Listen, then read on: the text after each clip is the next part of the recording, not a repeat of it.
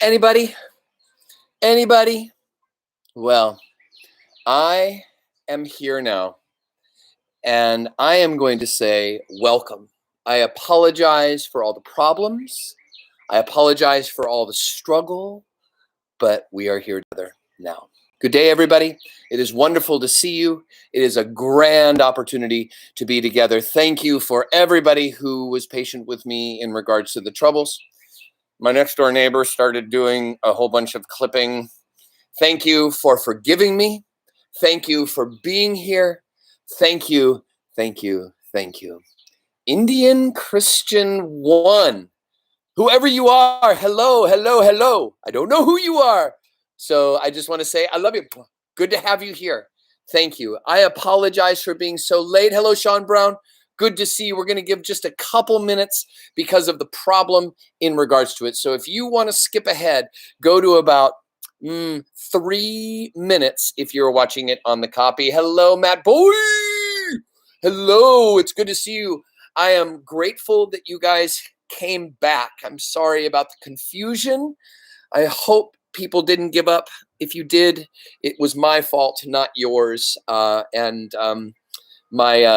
gargoyles and eggmen are a little bit sad today. Hi, Meg. Thank you for coming back. I'm sorry that that was such a trouble situation. We've got about 1 minute and 30 seconds until we begin. I want to make sure that we hang out. Jensen B., thank you for being here.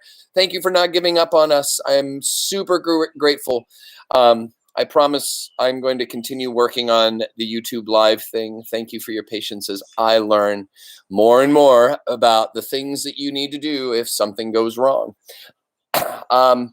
Well, I am wondering who Indian Christian is. I'm going to assume by your initials, I'm going to say that it's probably JM, potentially. If that's the case, good to see you, buddy. If that is JM, hello. Oh, I know, JP, thank you for showing up as well. Okay, we have everybody together. I'm going to give another 40 seconds for people to come back in. Thank you, thank you, thank you. And I promise we should have no problems regarding the getting to the show. So those of you who are continuing to do the great work of awesomeness, remember to grab your work. I know we have some champions for verbal to visual. If what you want to do is sit down and just start kind of seeing what kinds of thoughts come to your head, 15 seconds from now, we're going to begin. It is wonderful to see you. I want to give you guys huge props on a Friday to make sure that you guys came. Thank you for making the time, and thank you for being here, and thank you for being present and accounted for. I'm super, super grateful for that. So, ladies and gentlemen, give me a thumbs up if you are ready to go. It is 3:07 on the counter. Give me a little thumbs up emoji jam so I know kind of where you're at, making sure you're listening and making sure you're present and accounted for. All right. So, thank you. Guys, it is time to read. It's time. We are together again. Thank you for being here. And let us get ourselves started with the tale of Despereaux. Yesterday, ladies and gentlemen, the dramatic ending of chapter 12. The drum went from boom, tat, tat to boom, boom, tat to boom, boom, boom, as Despereaux was being taken slowly to the dungeon. He was given a brief moment with the Threadmaster. And the Threadmaster is clearly the person who curses these people who are thrown to the dungeon with a piece of red thread tied around their neck.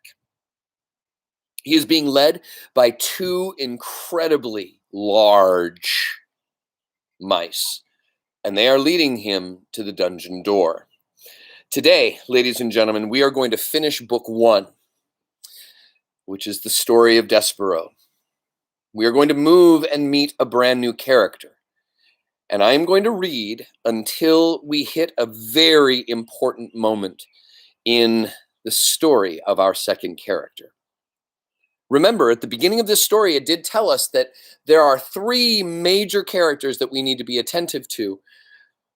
Despereaux being one of them, and 2 others who we have yet to be introduced to. Yesterday, we were also discussing the concept that the queen has some kind of issue with rats. P is somewhat in love with a mouse who spoke out loud to her, and that mouse, Despereaux, is thinking that everything should end in a happily ever after. But at the same time, he's wondering at this point, as he is being sent to the dungeon to die, whether or not happily ever after may not have been the actual end of the story. So without further ado, ladies and gentlemen, we begin with chapter 13, Perfidy Unlimited. Do you remember using that word, perfidy? Yesterday, it was a great context clue practice. Perfidy yesterday was being used in the idea that his mother did not support him or stand up or take his place in being cast to the dungeon. Perfidy is the idea that it is the unlimited idea that what is happening right now is absolutely unnatural. I hope you use it in a piece of writing. Chapter 13, Perfidy Unlimited. Together, the three mice traveled down, down, down. The thread around Despereaux's neck was tight. He felt as if it was choking him. He tugged at it with one paw. "Don't touch the thread!" barked the second hood. "Yeah," echoed the first hood. "Don't touch the thread." They moved quickly, and whenever Despereaux slowed, one of the two hoods poked him in the shoulder and told him to keep moving. They went through holes in the wall and down golden stairs. They went past rooms with doors that were closed and doors that were flung wide.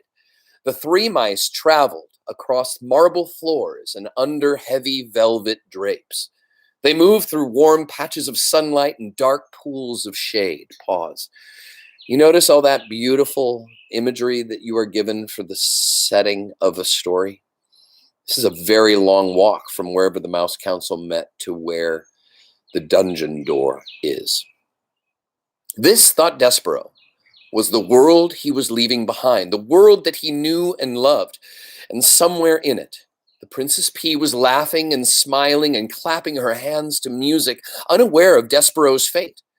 That he would not be able to let the princess know what had become of him seemed suddenly unbearable to the mouse.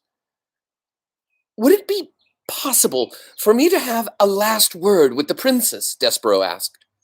"A word?" said the second hood. "You want a word with a human?" "I want to tell her what has happened to me." "Jeez," the first hood said. He stopped and stamped a paw on the floor in frustration. "Cripes! You can't learn, can you?"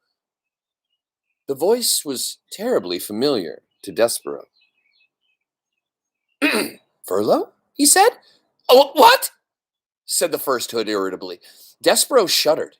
His own brother was secretly under hood, delivering him to the dungeon. His heart stopped.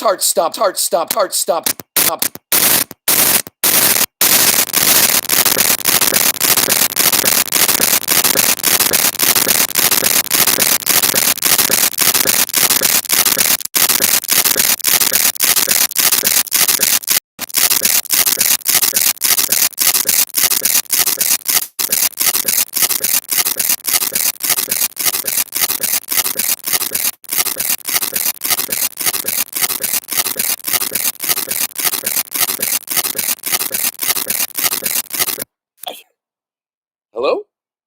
Are you present? Can somebody tell me if you just heard that? Or if that was just me? Everything okay? Everything okay? Everybody okay out there?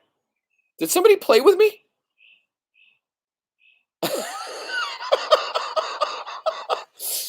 I'm telling you, I think something absolutely bizarre is happening right now. I am going to state it must have something to do with the fact that we have just realized that Furlough is hiding underneath that cape. Oh my gosh, that was incredible.